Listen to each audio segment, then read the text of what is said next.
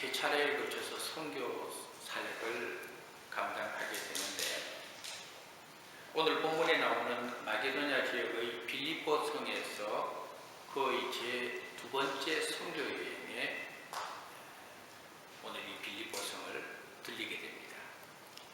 마게도냐라고 하는 것은 유럽으로 통하는 관문이었습니다. 우리가 잘 아는 알렉산더 대왕의 고향이 바로 이 마게도냐입니다.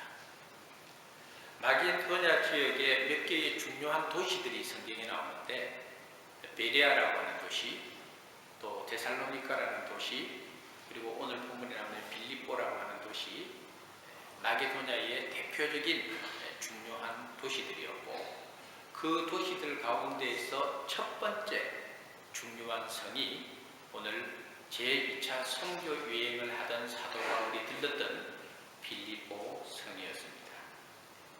빌립보라고 하는 지명 이름은 마게도냐 왕 빌립 2세가 이 땅을 정복하고 나서 자기 이름을 따서 그 지역을 빌립보라고 이렇게 부르게 되었습니다. 그 이후에 로마 군대가 이 땅을 점령을 또 하게 되고, 로마의 특별히 로마의 은퇴한 군인들, 퇴역한 군인들을 이 빌립보 성에 많이 거주하게 되었어요. 그래서 빌립보 성은 그때 당시에 굉장히 급속히 성장하고 인구 증가가 많이 일어난 대표적인 도시가 되었던 것입니다. 그래서 사도 바울이 선교 사역을 하던 그때 당시에는 이 빌립보 지역은 군사도시, 상업도시, 굉장히 유명했던 도시가 되었습니다.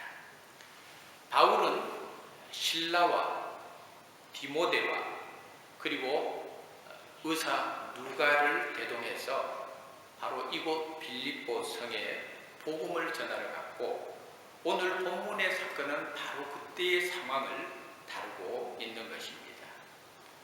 오늘 본문에 한 여자의 이름이 등장하는데, 그 여자는 루디아라고 이렇게 표현합니다.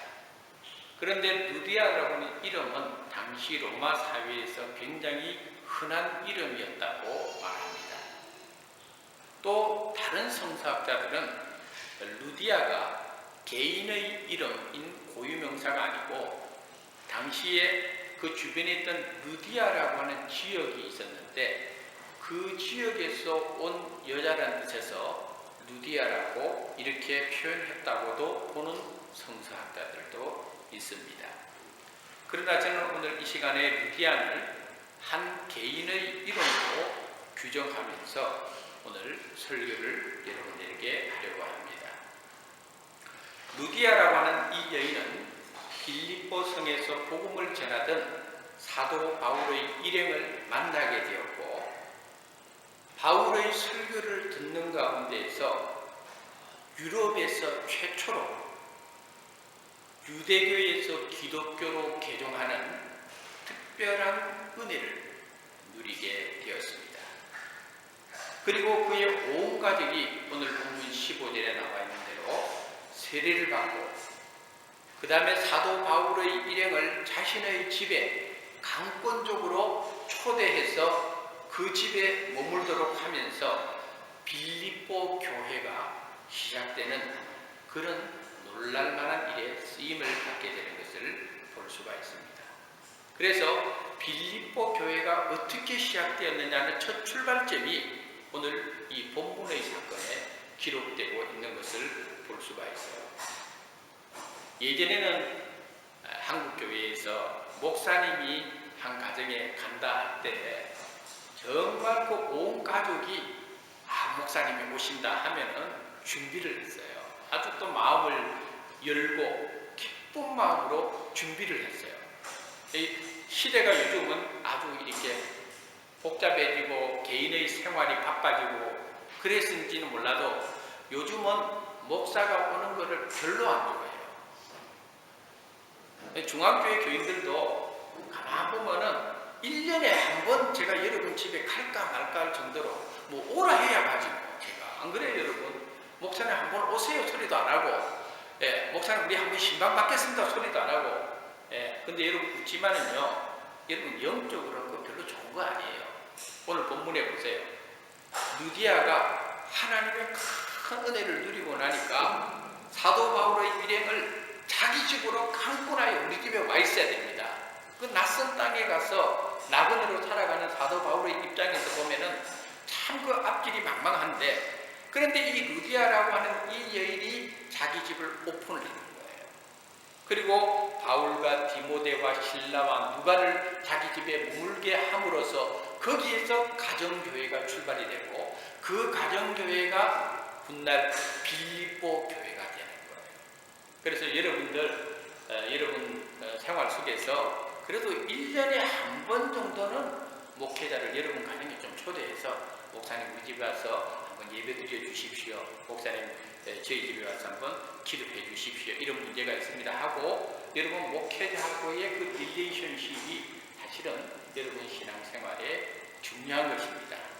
이 정도로 이야기했는데 2014년 지나갈 때까지 한 번도 만나게 안 부른다. 그러면 저는 내년도에 굉장히 절망할 것 같아요. 오늘 이 시간에 함께 은혜를 나누고자 하는 제목은 주께서 그 마음을 열어. 실제로 우리 오늘 본문 성경이 우리에게 준 아주 중요한 교훈이 있어요. 그건 뭐냐면은 하나님의 섭리가 어떠하다는 걸 가르쳐줘요. 오늘 본문을 좀 더 잘 이해하기 위해서는요, 바로 앞에 있는 16장 6절부터 10절까지를 보면은 오늘 본문의 사건을 좀 더 명확하게 우리가 이해를 할 수가 있습니다. 6절부터 10절에 무슨 내용이 나오는가 하면요, 사도 바울이 2차 선교 사역을 하면서 이번에는 소아시아 지역, 에베소 지역, 터키 오늘날 그쪽에 가서 복음을 전하고 싶어요. 그래서 사도 바울이 간절한 마음으로 하나님 제 이번에는 소아시아 지역에 가서 복음을 전하고 싶습니다 하고 기도를 했는데, 6절에 보니까 성령이 아시아에서 말씀 전하지 못하게 하는 거예요. 참 이상하죠. 바울이 무슨 관광 가려고 하는 것도 아닌데 복음을 전하려고 소아시아에 가려고 그렇게 바울이 기도하는데, 성령님께서 바울이 아시아에서 복음을 전하지 못하게 막았다 이 말이에요. 그렇다고 하나님께서 아시아를 무시하거나 하나님께서 아시아를 미워했다 이렇게 생각은 해서는 안 돼요. 그래서 바울이 다시 이제는 기도합니다. 그래서 7절에 보니까 이제는 그냥 비두니아라고 하는 지역에 가서 내가 복음을 전해야 되겠다 하고, 사도 바울이 하나님 저에게 비두니아 지역에 가서 복음을 전할 수 있게 해주시옵소서라고 기도를 했는데, 그때 예수의 영, 이거는 성령을 나타내요. 예수의 영이 나타나서 이번에도 그 땅에 가서 복음 전하는 것을 허락하지 않는다는 거예요. 참 이상하죠. 소아시아 지역에 가서 복음을 전하려고 할 때에 하나님의 영이 허락하지 않고, 비두니아 지역에 가서 복음 전하겠습니다 하는데 하나님의 영이 또 역시 그것을 막았다고 오늘 성경이 기록되고 있어요. 그래서 바울이 드로아 지역에 앉아서 도대체 하나님의 뜻이 무엇인가 라고 간절히 골몰하는 중에 그날 밤에 놀랄만한 일이 있었어요. 그게 뭔가 하면은 한국에 갔던 우리 세명이가 지금 들어오네요. 할렐루야. 참 놀랄만한 일인데, 드로아 지역에서 환상이 쫙 바울에게 보이는데 한 마게도냐 사람이 나타나는 거예요. 그리고는 바울 일행을 향하여 와서 우리를 도와주세요 라고 외쳤다는 것을 바울이 환상 중에 보는 거예요. 그래서 바울이 하나님께서 소아시아에 가는 것을 막으시고 비두니아 쪽으로 가는 것을 막으시고 환상 중에 마게도냐 사람 한 사람을 하나님께서 보여주셔서 마게도냐 지역에 복음을 전하러 가라고 하는갑다 해서 결국은 오늘 본문에 마게도냐 지역으로 복음을 전하러 가서 빌립보 성에 들어가게 된 것입니다. 여러분, 이 부분에 대해서 제가 언젠가 좀 더 깊이 설교를 하려고 합니다만은, 어쨌든 바울의 입장에서는 빌립보 성에 가기까지 이런 영적인 우여곡절 끝에 간 거예요. 왜 하나님께서 바울이 원하는 방법으로 이끌지 않고 바울이 생각하지도 않았던 마게도냐 빌립보성으로 가게 하셨는가? 사실 우리는요, 살아가면서 이런 일을 경험할 때가 있어요. 이게 사도 바울만의 이야기가 아니고 저와 여러분들의 이야기예요. 우리도 하나님 앞에 하나님 저는 A라는 길을 가고 싶습니다 하는데 하나님께서는 A라는 길을 탁 막아버리고 너 B라는 길로 가라 이렇게 해요. 어떨 때는 하나님 저는 이런 일을 하고 싶습니다 하는데 하나님께서 너 그 일 하지마 다른 일을 해라 해 이렇게 또 하나님께서 이끌어 주신다 이 말이에요. 여러분 사도 바울도 그런 일들을 경험했을 때 황당했겠죠. 왜 하나님께서 내가 원하고 내가 의도하고 내가 생각하는 방식으로 이끌어 주지 않고 그 길을 자꾸 막고 내가 생각하지 않던 길로 하나님 나를 이끌어 주시느냐는 거예요. 이해가 안 되는 거예요. 여러분 살아오면서 그런 경험들 하고 있죠. 모르겠어요. 내가 내 인생 어떻게 산지도 나는 모르겠다. 이런 분도 있을는지 모르겠습니다만은 저는 목회를 하면서 그런 경험 강력하게 내가 원하는 길은 이런 길이었는데 내가 원하는 계획은 이런 계획이었는데 그 문제 놓고 정말 바울처럼 하나님 앞에 기도했는데 하나님께서 그 길을 막아버려요. 이해가 안 됐어요. 어떨 때는요 하나님이 원망스러웠어요. 아니 하나님 제가 무슨 다른 일을 하려고 하는 것도 아니고 목회를 하고 주님의 일을 하려고 하는데 왜 하나님 이렇게 뻔하게 보이고 이 길로 가면 나는 잘할 것 같은데 왜 하나님 그 길을 막으십니까?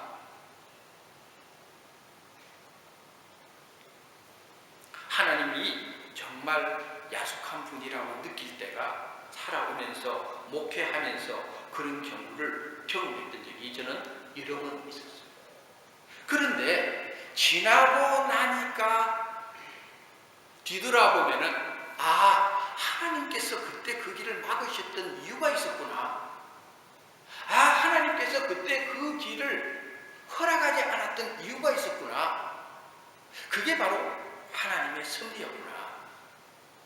내가 그렇게 가고 싶었고 내가 그렇게 하고 싶었던 일을 막았을 때에 하나님께서 왜 막으셨느냐 왜 허락하지 아니하셨느냐 하는 것을 알게 되는 거예요.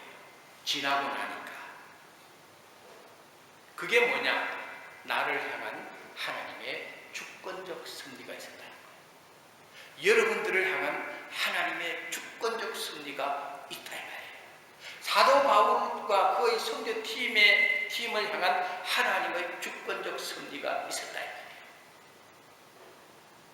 그래서 헨리 시슨이라고 하는 신학자는 하나님의 주권의 의미를 이렇게 정의를 했습니다. 지속적인 하나님의 활동이 세상에서 일어나는 모든 사건을 형성함으로 자신의 목적을 이루시는 것, 이것이 바로 하나님의 주권적 섭리다. 여러분이나 저나 평범하게 목회하고 평범하게 가정생활하고 평범하게 생활하는 것 같지만은 우리 눈에 배후에는 우리들의 모든 삶을 지켜보시고 이끌어주시고 계획하시는 하나님의 주권적 섭리가 우리들의 일상의 평범한 생활 속에서도 하나님의 주권적 섭리가 이루어지고 있다. 그것은 사도 바울의 입장에서도 처음에는 이해할 수 없었지만은 빌립보 성에 들어가서 복음을 전하다가 누디아라고 하는 이 한 운명적인 여인을 만남으로 인해서 바울의 모든 이전에 가졌던 의심스러웠던 왜 하나님이 그랬을까? 라고 했던 부분에 대한 하나님의 주권적 섭리를 바로 오늘 본문을 통해서 깨닫게 되는 것입니다. 그래서 성경에 나타난 하나님의 주권적 섭리에 대해서 가장 명확하게 잘 보여주는 구절이 로마서 8장 28절에 있는데 거기에 보면은 우리가 알거니와 하나님을 사랑하는 자 곧 그 뜻대로 부르심을 입은 자들에게는 모든 것이 합력하여 뭘 이룬다고요? 선을 이룬다. 그게 바로 하나님의 섭리예요. 여러분 뜻대로 되지 않는다고 손해보는 건 아니다 이 말이에요. 여러분 뜻대로 이루어지지 않는다고 일이 계획이 틀어지고 잘못되고 있다고 생각해서는 안 된다는 거예요. 우리 눈에는 우리 의도와는 달리 잘못되는 것처럼 보일지 몰라도 하나님의 뜻대로 부르심을 받고 하나님을 사랑하는 사람에게는 반드시 하나님께서 합력하여 선을 이루시는 결과를 우리에게 보여주시는 거예요. 이게 뭐냐? 하나님의 주권적 섭리다 그 말이에요. 이 하나님의 주권적 섭리가 오늘 본문에 명확하게 나타나고 있어요. 그 주권적 섭리가 있어서 하나님께서 바울의 기도를 거부하셨구나. 그리고 바울로 하여금 마게도냐 빌립보 성으로 가게 하셨구나. 그런데 그곳에 가고 보니까 루디아라고 하는 여인을 만나게 되는 거예요. 그 루디아는 바울이 빌립보 성에 오기 전에 이미 그 여인이 그곳에 와 있는 거예요. 루디아가 왜 빌립보 성으로 왔느냐? 거기에 대해서는 우리가 단순히 추측밖에 할 수가 없어요. 첫째, 이 루디아는요, 재밌는 거예요. 루디아는 유럽 여자가 아니었다는 거예요. 루디아는 오늘 본문에 보니까 두아디라라고 하는 지역을 얘기했어요. 두아디라는 뭐냐? 당시로 봐서는요, 아시아 쪽 사람이에요. 그러니까 보세요. 바울이 아시아를 놓고 기도를 했을 때 하나님 거부했는데요. 빌립보 성에서 만난 루디아라는 여인의 출신이 아시아 출신이다 이 말이에요. 참 이해하기 어려운 사건이죠. 그리고 루디아가 왜 빌립보로 갔느냐 하는 것에 대해서 우리는 두 가지를 추측할 수가 있어요.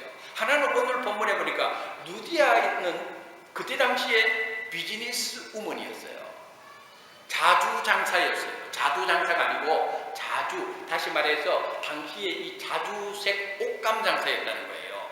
그러니까 당시 자주색 이 옷감은요, 굉장히 비싼 가격에 거래되는 옷감이었거든요. 그러니까 루디아는 상당한 비즈니스적인 역량을 가지고 또 상당한 재력을 가진 여인이었어요. 그래서 이 여인이 빌립보 성에 간 거는 관광 때문에 갔다고 할 수도 있고, 혹은 빌립보 지역이 대단한 상업도시였기 때문에 그곳에서 새로운 비즈니스를 하기 위해서 옮겨갔다고도 볼 수가 있어요. 루디아의 입장에서 볼 때 어쨌든 간에 루디아가 관광 때문에 갔든 비즈니스 때문에 갔든 하나님의 관점에서 보면은 루디아가 그곳에 간 것은 하나님의 주권적 섭리였다는 거예요. 누구를 만나기 위해서? 바울을 만나기 위해서. 또 그것에서 뭘 하기 위해서? 바울을 통하여 회심하고 그리스도인이 되게 만들기 위해서. 또 무엇 때문에? 그 여인을 통하여 그 땅에 빌립보 교회를 세우기 위한 하나님의 주권적 섭리. 그게 바로 이 오늘 본문의 사건 속에 일어난 거예요. 그러니까 일상의 평범한 일상 같고 우연히 일어난 일 같지만은요, 사실은 철저한 하나님의 계획 속에, 하나님의 섭리 속에 바울이 움직였고, 바울 오기 전에 루디아가 그곳으로 가게 만들었고, 이 모든 것을 하신 분은 바로 하나님께서 하셨다는 이 하나님의 주권이 이 속에 담겨져 있는 것입니다. 그러므로 오늘 이 말씀을 오늘 저와 여러분에게 적용하면은, 저가 이 호주 땅에 1999년도에 오게 된 것도 내 의도하고는 관계가 없어요. 하나님의 섭리가 있습니다. 여러분들이 오늘 이곳에 공부하러 왔든 이민을 왔든 또 여러분께서 워킹으로 왔든지 간에 여러분들이 이 호주 땅에 오게 된 것, 그것도 하나님의 주권적 섭리 속에서 이루어진 일이라는 것을 여러분들이 알아야 돼요. 여러분들이 이 멜번 땅에 여러 교회들이 있잖아요. 30개 이상의 교회가 있는데 하필이면 그 가운데서 멜번 중앙교회에 지금 출석하고 있다는 것도 하나님의 주권적 섭리예요. 여러분들이 목사를 면접한 건 아니잖아요. 그죠? 멜번에 많은 목회자들이 있는데도 불구하고 여러분들이 저를 만난 것도 하나님의 주권적 섭리예요. 여러분들이 기분이 나쁠 수도 있지만 그것도 주권적 섭리예요. 저도 말씀을 준비할 때 우리 멜번 중앙교회 교인들 한 사람 어저께 생각해 보니까 우리 멜번 중앙교회 교인들 가운데서 무슨 재력가가 있는 것도 아니고 유력한 사람이 있는 것도 아니고 폼나는 사람이 있는 것도 아니고 가만 보면 그냥 그래요. 솔직히 그렇죠? 좀 심하게 말하면은 이거 유튜브인데 좀 심하게 말하면 잘난 사람 없고 빽 있는 사람 없고 돈 있는 사람 없고 멜번 중학교 보면은 어떻게 보면은 그리 멍청한 사람들 뿐이야. 근데 이렇게 만난 것도 하나님의 주권적 섭리 속에서 이루어진 일이다 이 말이에요.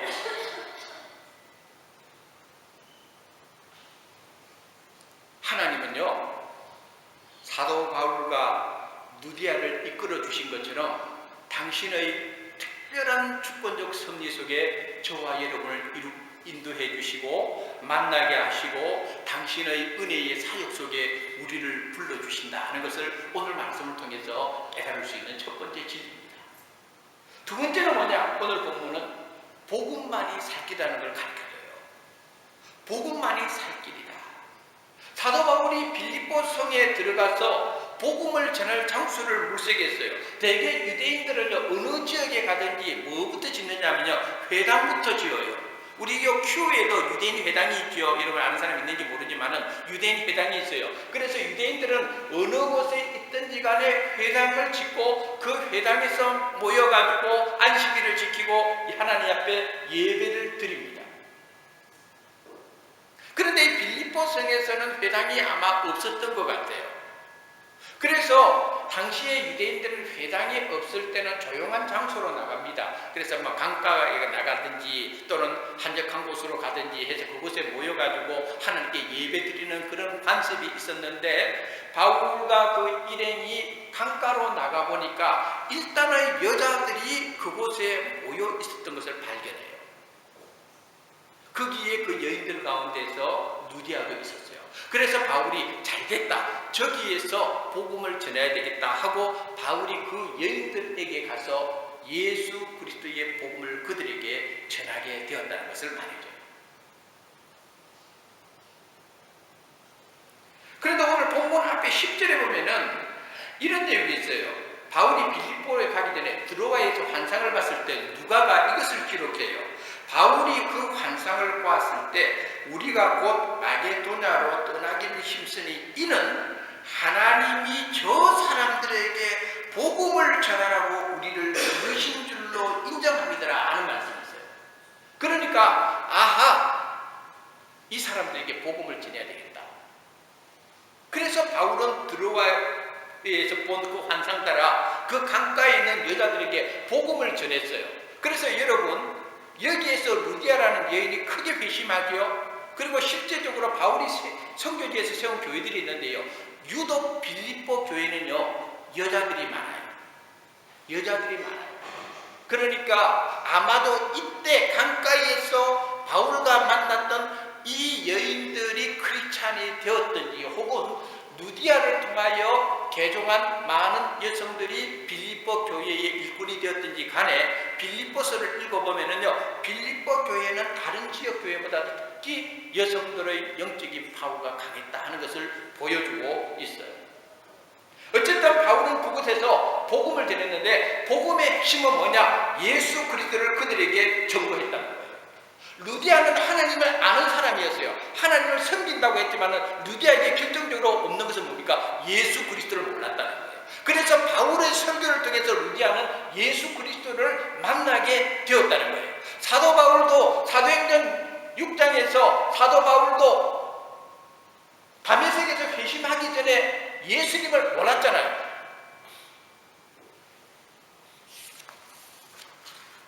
우리 인생에 있어서 정말 중요한 도움이 있다면 마게도냐 사람들이 우리를 도우라고 한 것처럼 우리 인생에 정말 필요한 관심이 있다면요, 그것은 바로 예수 그리스도에 관한 거다. 알아야 돼요. 예수님만이 우리 모든 삶에 도움이 되시고 예수님만이 우리 모든 삶에 중요한 해답이 된다는 것을 알아야 돼요. 우리들의 삶의 문제도 죽음의 문제도 예수님 외에 다른 해답이 없다는 것을 알아야 돼요. 지금 여러분들이 어떤 생각을 가지고 어떤 도움이 필요한지 모르지만 정말 주 안에서 거듭난 사람이라면 당연히 예수님 외에 다른 어떤 도움도 기대할 수 없고 다른 해답이 있을 수 없고 다른 방법이 없다는 것을 알아야 돼요. 그래서 바울은 고린도전서 1장 23절에서 바울은 이렇게 이야기합니다. 우리는 십자가에 못 박히신 그리스도만을 전파합니다. 고린도전서 2장 2절에 바울은 또 이렇게 말합니다. 예수 그리스도와 그가 십자가에 못 박히신 것 외에는 아무것도 알지 아니하기로 작정하였습니다. 이렇게 이야기합니다. 그래서 설교자 스펄전 목사님은 사도 바울을 평가하기를 사도 바울은 오직 한 가지 주제에만 전념한 사람인데 그것은 바로 예수 그리스도에 관한 것이다 하는 것을 스펄전 목사님이 말했습니다. 제가 왜 이야기를 하는가 하면요, 오늘날 목회자들이, 오늘날 교회들이 여기에서 지금 설교하고 있는 이 엄정길 목사조차도 여러분들에게 가짜 복음을 전하고 있지는 않았을까? 설교는 하는데 예수 그리스도가 없는 설교, 설교는 하는데 십자가가 없는 설교, 교인들에게 거짓 평안을 약속한 설교, 교인들에게 듣기 좋은 설교, 교인들에게 번영의 복음이라고 하는 그 거짓되고 가증스러운 말씀을 전하지 않았나? 회개가 없는 삶을, 변화가 없는 신앙생활을 감싸주면서 하나님의 은혜를 거짓되게 포장하지는 않았나? 저는 어젯밤에 이 문제를 놓고 솔직히 하나님 앞에 이 문제를 놓고 진지하게 한번 생각을 해봤어요. 나는 그렇게 하지 않았나? 예수를 믿으면 잘 됩니다. 은혜 많이 받으면 잘 됩니다. 만사가 형통합니다. 무조건적으로 나는 그렇게 하지 않았나? 그러다 보니까 오늘날 교회가 물질 만능주의에 빠져버리고 거짓된 복음에 교인들을 현혹시켜버리고 예수 그리스도는 없고 예수 그리스도가 어쩌다가 좀 생각나면 설교 끝에 미안해서 조금이라도 맛배기만 보여주는 이런 설교를 하지 않았나? 거기에는 구원이 있을 수가 없습니다. 거기에는 변화가 있을 수가 없습니다. 여러분들이 오늘 하나님 앞에 나와서 예배 드리고 오늘 여러분들이 설교를 듣지만은요, 오늘 이 설교의 가장 중요한 부분, 바울이 전한 그 복음의 핵심은 예수 그리스도입니다. 여러분들은 예수 그리스도를 만나야 됩니다. 예수님께서는 여러분을 위하여 하늘의 모든 영광을 버리고 이 땅에 오신 것을 우리는 알아야 됩니다. 예수님께서는 여러분의 죄를 예수님께서 대신 지시고 십자가에 죽으신 것을 알아야 됩니다. 여러분이 당해야 되고 내가 겪어야 될 저주를 예수님께서 십자가 위에서 우리의 모든 저주를 안고 십자가에 죽으신 것을 알아야 됩니다. 그 예수님께서 십자가에 죽으시고 사흘 만에 부활하신 것을 믿어야 됩니다. 부활절만 믿는 게 아니고 오늘 유나이팅 처치 교회 안에 교인들 가운데에서 자유주의 신학에 물들어가지고 예수님의 부활을 믿지 않는 교인들이 있어요. 그건 교인들이라고 할 수 없지만 그 사람들 교인들이라고 교회에 와서 예배드리고 앉아있어요. 예수 그리스도의 부활을 믿지 않는 사람들이 교인 행세를 하고 있어요.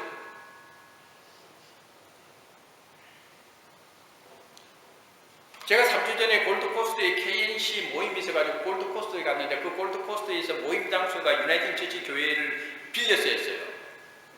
호주 전역에서 유나이팅 처치 목사님들이 모였어요. 한국 목사님들이. 같은 편 아닙니까? 유나이팅 처치니까요. 그런데 회의 장소를 대여하면서 몇 시부터 몇 시까지만 딱 쓰시오. 그 시간에서 10분 내로 초과되면 초과된 내용 돈을 우리들에게 줘야 됩니다. 이래요. 깜짝 놀랐어요. 그곳에 있는 한국에 있는 목회자들이 너무 그 교회의 위치가 좋아가지고 그 주변에 한국에 많은 젊은이들이 살고 있고 해서 그 교회에서 목회를 해보려고 거기에 빌려달라고 했는데요. 그 교회를 붙들고 있는 호주교인들이 노합니다.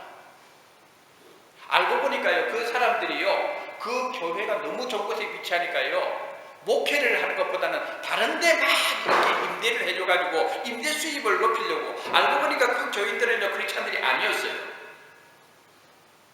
우리 시대가 이런 시대입니다. 저와 여러분들이요, 예수님을 바로 믿어야 되고 바로 알아야 되고 예수님 외에는 여러분의 삶의 방법이 없다는 것을 우리가 알아야 돼요. 바울은 이 복음의 진리를 전했어요. 그럴 때 루디아가 깨어지는 거예요. 그러므로 오늘 본문의 마지막으로 우리가 배울 수 있는 중요한 교훈은 뭐냐면요, 마음을 열어주시는 하나님입니다. 오늘 설교의 제목대로 말이죠. 루디아가 열심히 사도 바울이 전하는 복음을 듣고 있을 때 오늘 본문에 아주 의미 있는 내용이 나오는데 그것은 바로 주께서 그 마음을 열어주셨다는 거예요. 주께서 루디아의 마음을 열어주셨어요. 사도 바울이 여는 것이 아니에요. 바울은 복음을 전할 뿐이에요. 마음을 열어주시는 분은 주님께서 하신 일이에요. 마찬가지에 저는 오늘 여러분들에게 설교할 뿐이에요. 제가 여러분들의 마음을 열어줄 수가 없어요. 주께서 여러분의 마음을 열어주시는 거예요. 그런데 여러분들이 복음의 진리를 깨닫게 됩니다. 예수 그리스도를 바르게 만날 수가 있습니다. 여러분 교회 오래 다녔다고 또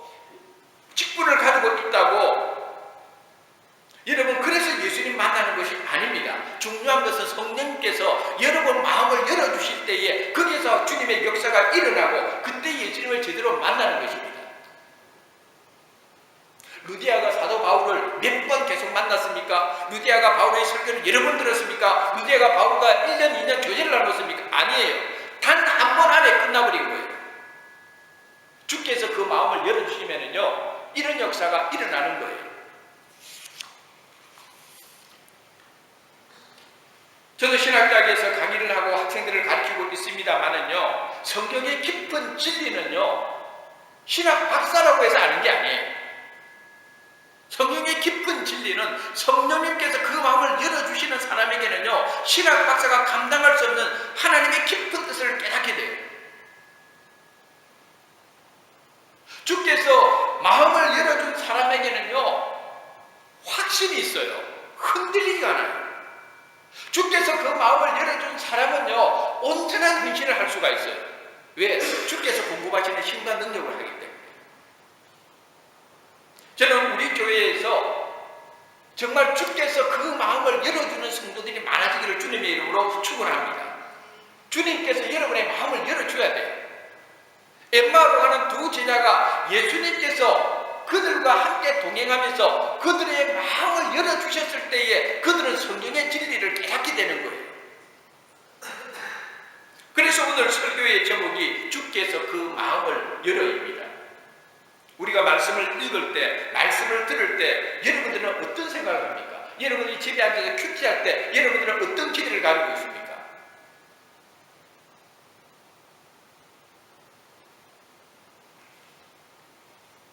설마 얼굴 한번 보러 오는 분들은 없을 거 아닙니까? 여러분 누구 만나러 오는 분은 없을 거 아닙니까? 가장 기본적인 것은 우리가 하나님 앞에 예배 드리러 오는 건데, 여러분들이 예배 드리러 올 때 준비된 마음이 있어야 됩니다. 주께서 그 마음을 열어주시듯이 여러분들께서 주님 제 마음을 열어주십시오, 오늘 말씀을 통해서 제 마음을 열어주십시오, 이럴 때 하나님의 역사가 일어납니다.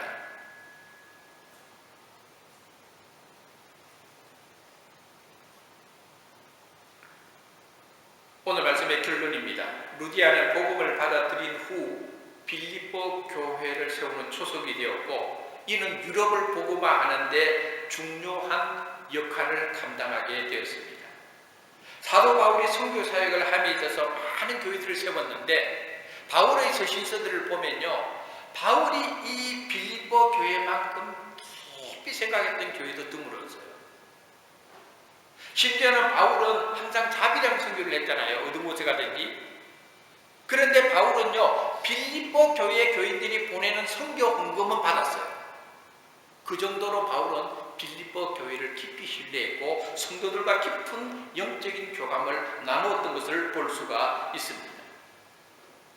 한 사람의 이 변화된 루디아라는 여인을 통하여 빌립보 교회가 세워지고, 그 빌립보 교회가 유럽을 변화시키는 중요한 시발점이 됐다는 것을 생각한다면, 오늘 우리 가운데 루디아처럼 한 사람의 온전한 헌신, 한 사람의 온전한 회심이 얼마나 놀라운 기적을 일으킬 수 있는가를 우리는 믿음의 눈으로 바라보아야 되겠습니다. 오늘 말씀처럼 저와 여러분의 생활 속에서 주께서 우리의 마음을 열어주심으로 말미암아 우리들의 삶에 놀라운 영적인 은혜와 변화가 일어나 하나님 앞에 당신의 주권적 섭리 속에서 우리를 통하여 이루실 주님의 일이 얼마나 큰가는 것을 믿음으로 고백하고, 그 믿음 위에 굳건히 서는 우리 모두가 되시기를 주님의 이름으로 축원하고 축복합니다. 기도하겠습니다. 고마우신 하나님 감사합니다. 저희들 부족하지만 오늘도 하나님 앞에 예배드리면서 주께서 그 마음을 여사 이 귀한 은혜의 말씀을 함께 나누었습니다. 누가 우리의 마음을 열어주실 수 있겠습니까? 오직 주께서 우리의 마음을 열어주실 수 있는 것을 기억하고 살아계신 하나님, 오늘도 우리들의 삶 속에 주께서 우리의 마음을 열어주시는 큰 은혜를 체험할 수 있도록 축복하여 주시옵소서. 예수님의 이름으로 기도드립니다.